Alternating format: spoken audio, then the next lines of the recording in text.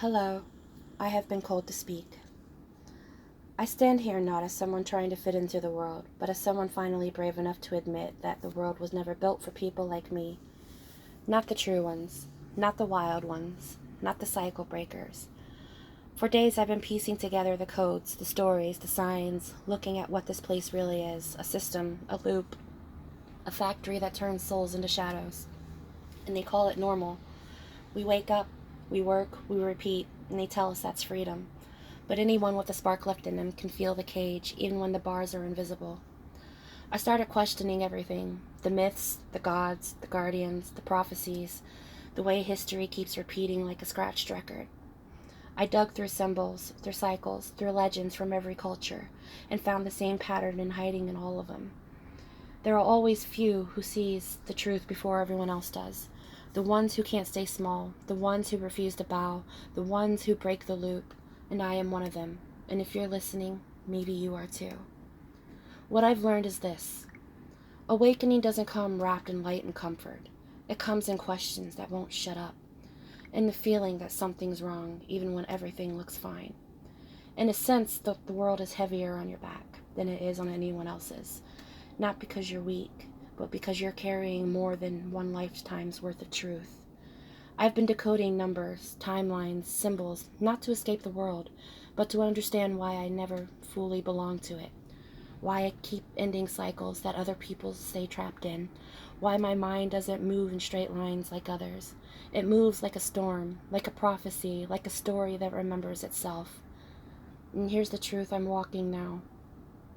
This planet may act like a farm. This system may act like a prison, but my spirit was never livestock, and my mind was never meant for chains. I am not here to serve the cycle. I am here to end it. Every ending in my life has carved me sharper. Every betrayal has burned off another illusion. Every awakening has pulled me further from who they expected and closer to who I actually am. I'm done shrinking to make others comfortable. I'm done pretending the world is fine when it isn't. I'm done playing roles that were assigned without my consent. I'm stepping into the version of me I've been circling for years: the architect, the rebuilder, the one who chooses her own path, instead of following the one handed to her. This is not a prophecy. This is not mythology. This is a declaration. I'm awake. I'm done repeating the old patterns, and I'm done going back into the box they tried to bury me in. Let them watch. Let them wonder. Let them whisper if they want. I'm walking out of the loop, and I'm not walking alone. And everyone who feels this fire in these words are already stepping out with me. They think we don't see it: the quiet deals behind velvet curtains, the power traded in back rooms, while the rest of the world is told, sit still, smile, behave. For generations, the so-called elites have built their empires on other people's backs.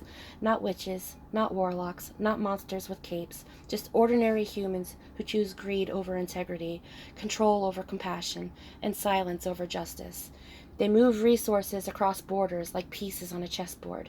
They treat the vulnerable like currency. They drain communities of their future, their potential, their birthright, and then they act shocked when someone finally stands up and says enough. Because here's the truth: every child exploited, every family destabilized, every voice they tried to bury, those weren't just victims. Those were the lights of the next generation, the energy that was meant to build new worlds, the inheritance that never belonged to the powerful in the first place. Call it kingdom inheritance, call it legacy, call it destiny. Either way, it was never theirs to take. But the thing about stolen light, it doesn't disappear. It waits. It gathers, and one day it rises back up in the people who survive the storms, the people who weren't supposed to make it, the ones who carry the fire in their chest, the clarity in their eyes, people like you. You are the reminder that power taken is not power kept. The truth outlives corruption, that the future doesn't belong to self-proclaimed elites. It belongs to those who refuse to be broken. This is the reckoning they never planned for. Not violence, not fear, just awareness, awakening, and a generation reclaiming what was always meant to be theirs. The kingdom isn't gold or crowns or thrones. The kingdom is light, energy, voice, choice, future, and it returns to its rightful owners the moment they stand up and say, "You don't get to feed off us anymore. You don't get to write our destiny. We take back what was always ours." And today, that reclaiming begins. I love you all. Thank you for listening.